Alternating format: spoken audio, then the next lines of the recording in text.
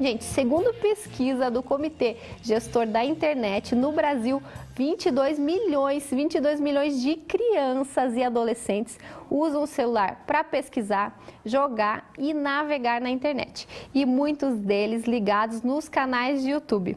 Mas quais as consequências das influências dos YouTubers? De todos os YouTubers, né? Vários deles. E é sobre isso que eu converso agora com a psicopedagoga que já está aqui, Ana Regina Caminha. Seja bem-vinda, Ana. Obrigada, Gisele. Obrigada pelo convite. Esse tema é muito interessante, vira até um debate, né? Se a gente colocar as mães e as crianças que já acham que são adultos juntos, vira um debate, né? Vira um debate e, assim, é importante a gente discutir um pouquinho, até para orientar um pouco esses responsáveis de como eles podem lidar, né, com os seus filhos dentro de casa, em questão do tempo, em questão da curiosidade que eles têm, das experiências que podem vir por trás de tudo isso. Então, isso gera um grande debate. Quando a gente fala, você como psicopedagoga, quando faz a parte de orientação para os pais, né? Com relação a que idade iniciar, essa semana, inclusive, a gente falou sobre a idade das crianças ficarem na frente de celulares e tablets, que é a partir dos 2 anos já para não ter problemas, né? Oculares, mas aí quando a gente fala de desenvolvimento mesmo geral, né?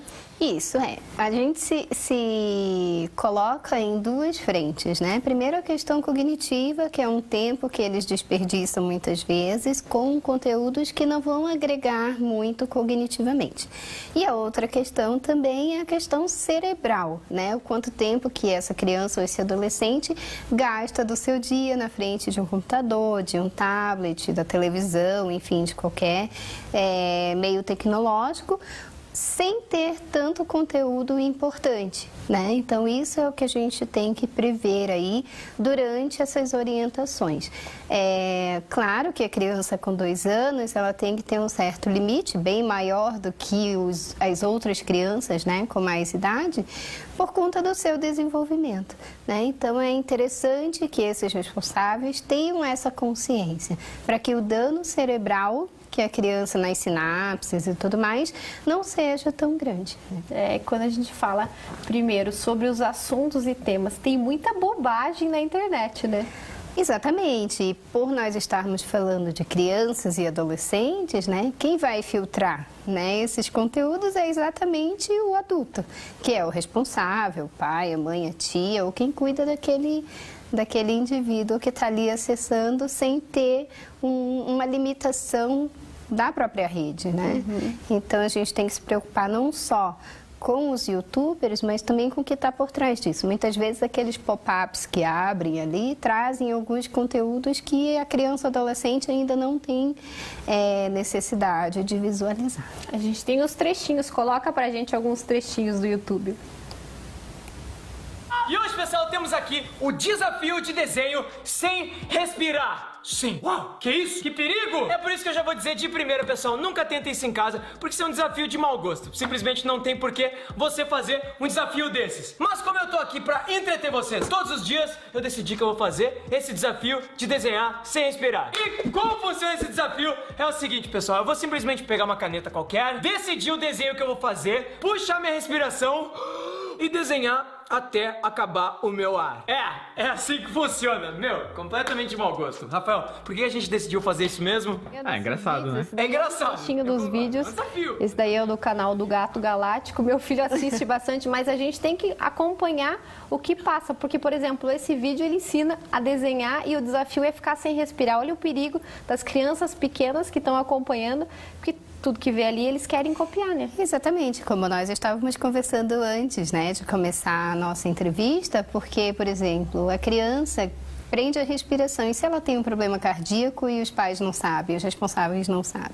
Então, tudo tem que ter um acompanhamento. Como você falou, seu filho assiste, mas com você do lado. É diferente, né? O meu sobrinho também, uma vez fez a experiência da garrafa de Coca-Cola, colocar aumentos dentro, nós estávamos perto e aconteceu a experiência. Não há problema em a criança assistir. O problema está na orientação anterior e no acompanhamento disso, né? Porque nós sabemos que tem crianças e adolescentes que ficam sozinhos em casa.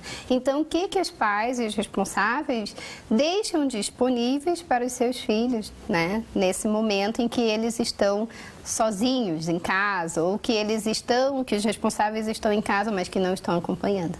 Então, esse é o grande processo. Primeira coisa é o cuidado. E eu volto a conversar com a psicopedagoga Ana. Nós estamos falando sobre as influências dos YouTubers para as crianças e adolescentes. A gente estava falando um pouquinho sobre o conteúdo e o quanto isso pode favorecer ou não, né? Coloca pra gente mais um trechinho de um canal de YouTube pra gente acompanhar. Dá a espreizada na aguinha do vaso sanitário e aí depois você pode. E é feito com óleos naturais que não agridem o meio ambiente. Isso. O desafio de hoje é o desafio de piadas cocosentas.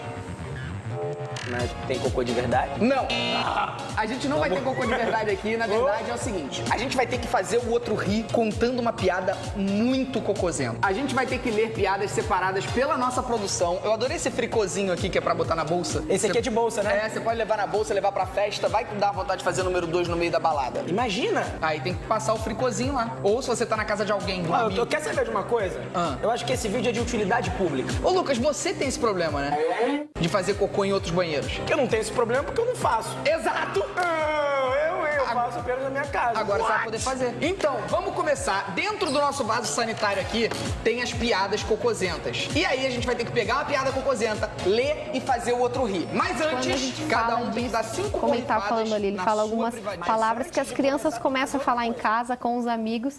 E aí como trabalhar esse vocabulário também, né? Exatamente. E hoje, né, se nós formos falar da língua portuguesa, o que importa é a comunicação, né, digamos assim. Mas, para as crianças, a gente tem que entender que elas estão em fase de desenvolvimento. Não é como nós, adultos, que já entendemos as palavras que utilizamos. Então, elas têm que ter essa orientação dos responsáveis, até porque dependendo do local onde essa criança ou esse jovem esteja, é desagradável, né? Então, a gente tem que partir também dessa orientação, do uso da linguagem, como se comportar. Então, por isso que a gente bate muito na questão dessa orientação, do acompanhamento, que deve ser dado em contrapartida dentro de casa, né? Na escola também, essa orientação é dada. E você falando sobre orientação, tem muitas crianças que querem se tornar youtuber também, né? Coloca pra gente um trechinho, tem um trechinho dos vídeos da Isis também? Essa é a Isis, filha da Fábio. Oi, pessoal! Aqui quem fala é a Isis Lima e hoje aqui a gente está no Shopping Estação pra ver O quanto é legal também essa parte, né, de acompanhamento das crianças que querem se tornar youtuber. Ela, por exemplo, ficava assistindo e quer ter o canal. E os pais estão cada vez mais criando.